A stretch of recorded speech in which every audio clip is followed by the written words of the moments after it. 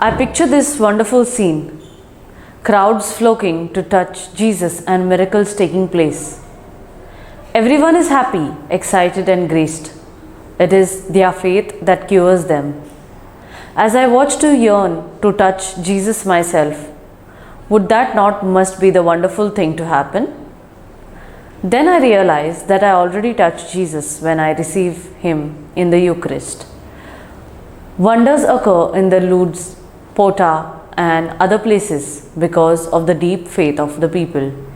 I too experience Christ's touch when the fire of faith within helps me conquer my selfishness and spend time listening to and loving others. Many share that receiving Jesus worthily makes them feel positive, grateful, and blessed.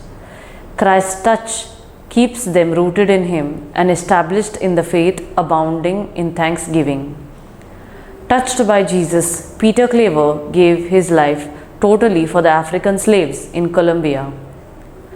He ministered to the starving and fear-struck unfortunates who often arrived almost dead, providing them immediate relief with medicines, biscuits, brandy, tobacco, and lemons.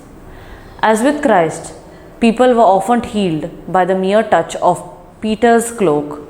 Such was Peter Claver's faith. He is said to have touched 3 lakh hearts with Christ's gospel.